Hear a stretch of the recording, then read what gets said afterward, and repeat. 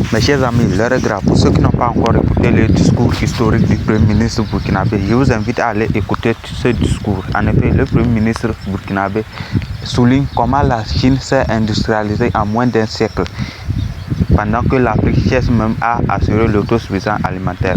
Si vous n'êtes pas encore abonné sur la chaîne Alliance des États du Sahel, je vous invite à aller vous abonner et à activer la cloche de notification. N'oubliez pas de me laisser un gros pouce bleu, ça permet à la de mettre mes vidéos en avant. Là, bon visionnage. Actuellement, l'économie du Burkina Faso est basée sur 3 piliers. Premièrement, il y a la production minière. Deuxièmement, il y a la production agricole, notamment avec les cultures de rente comme le coton, le sésame, l'anacarde, mais aussi les cultures vivrières. Et troisièmement, il y a les produits de l'élevage. Actuellement, nous sommes en train de mettre l'accent sur un 4e pilier qui est la qualité des hommes, donc la formation professionnelle.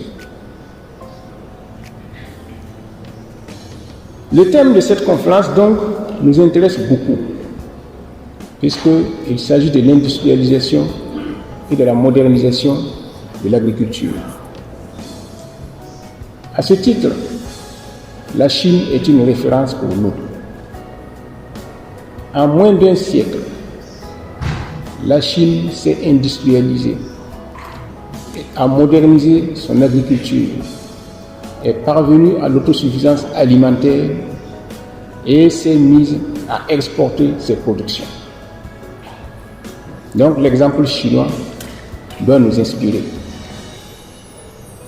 Mais la Chine a réussi cette prouesse à cause de l'étendue de son territoire, du grand nombre de sa population et de son unité, et surtout l'unité politique, dans la volonté d'agir. Malheureusement, c'est ce qui manque actuellement en Afrique. Parce que pour impulser une politique donnée, pour tenir ses décisions, il faut la volonté politique. Et pour avoir une volonté politique, il faut être libre. Celui qui n'est pas libre n'a pas de volonté en soi. Or, la plupart de nos dirigeants africains ne sont pas libres. Et quand on n'est pas libre, on ne peut pas déterminer un destin pour son propre peuple. En Afrique actuellement, et plus particulièrement en Afrique francophone, nous avons beaucoup de chefs d'État qui reçoivent toujours des instructions de Paris, de Londres ou de Washington avant de prendre une décision quelconque. Nous avons des chefs d'État qui préfèrent s'allier à Paris ou à Washington pour combattre leurs propres frères africains. Dans un tel contexte, construire un ensemble intégré de développement et d'industrialisation est difficile.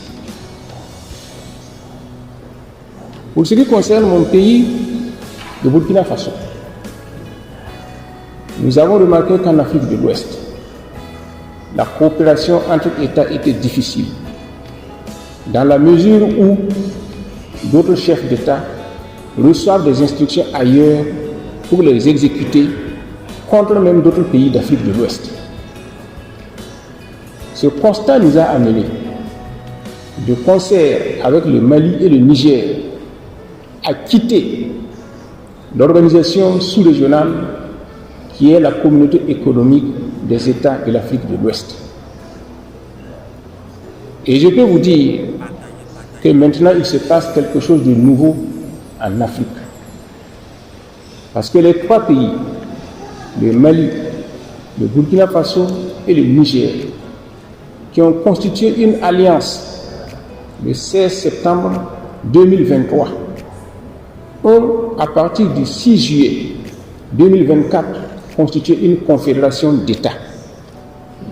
Et cette confédération a pour objectif d'aboutir à une fédération d'États dans les prochaines années, et le plus tôt possible. Et je peux vous dire que cette marche est irréversible. Si la constitution de la Confédération s'est faite à l'instigation et sous le leadership des 3 chefs d'État, les populations de ces pays se sont emparées de ce projet et poussent maintenant les dirigeants à aller de l'avant.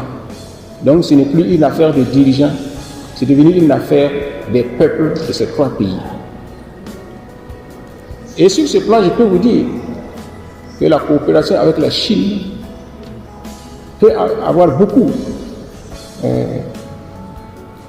d'avenir dans le cadre de cette confédération qui fait une superficie de plus de 2 700 000 km² et qui compte une population de plus de 80 millions d'habitants.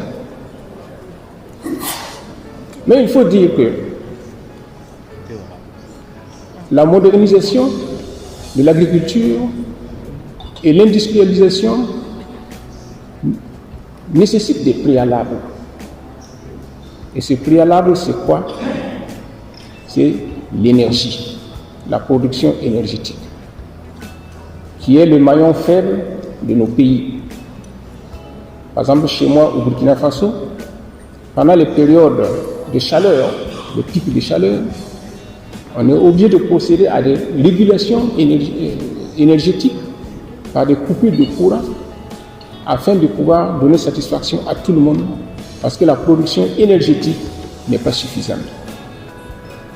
On ne peut pas industrialiser un pays si on ne résout pas au préalable le problème de production d'énergie. Et donc je pense que sur ce plan, la Chine est attendue et pourrait contribuer au développement de la production énergétique en Afrique, préalable à l'industrialisation et à la modernisation de l'agriculture. La modernisation de l'agriculture nécessite aussi d'autres préalables. Il faut des infrastructures routières, ferroviaires, pour les échanges de ces produits industriels et agricoles. Et sur ce plan, au Burkina Faso, nous avons mis en place une industrie de production de rails pour faciliter la construction de chemins de fer. Et là-bas aussi, nous attendons la contribution et l'expertise chinoise pour leur réalisation prochaine. Au-delà du pays, nous avons en projet la construction de chemins de fer qui relierait la capitale du Ghana, Accra, à la capitale du Burkina Faso, Ouagadougou. Donc c'est pour vous dire que les projets ne manquent pas et tout cela est nécessaire parce que si on fait une industrialisation et on modernise une agriculture sans prévoir les conditions d'écoulement, il y aura un étouffement et ça va se rejaillir sur la production industrielle et sur la production agricole. Mais ce n'est pas suffisant. Il faut aussi prendre soin des hommes qui seront les artisans de cette industrialisation et de cette production agricole. Donc la formation est nécessaire et aussi la santé des hommes est nécessaire. Sur ce plan, je remercie encore la Chine qui est en train de réaliser au Burkina Faso le plus grand hôpital de référence du pays et qui sera fonctionnel à partir de 2025. Et donc, c'est pour vous dire que nous ne devons pas voir l'industrialisation et la modernisation de l'agriculture de façon isolée, mais dans un ensemble pour qu'il n'y ait pas de goulot d'étranglement dans le processus. Cela dit, je reviens pour dire que la Chine a intérêt à une Afrique unie et développée. Si l'Afrique était unie, au lieu d'avoir affaire à 54 États différents, la Chine aurait affaire à un seul État les négociations se feraient beaucoup plus facilement et les résolutions se prendraient beaucoup plus rapidement. En outre, si l'Afrique se développe, les Africains auront plus de pouvoir d'achat, pourront beaucoup plus commercer avec la Chine et les échanges se multiplieront. Donc, nos intérêts sont partagés. Autant l'Afrique a besoin de la Chine pour se développer, autant la Chine a besoin de l'Afrique pour se développer également, parce que avec les échanges, ça produit, n'est-ce pas, un effet de stimulation. Alors donc maintenant, Excellences, messieurs les chefs d'État et de gouvernement, c'est pour vous dire que les perspectives dépendent de nous et dépendent d'abord d'une volonté politique. Donc je souhaiterais que nous examinions cela avec attention et que nous prenions en compte que nous devons d'abord et avant tout nous libérer de toutes les tutelles, nous orienter vers nous-mêmes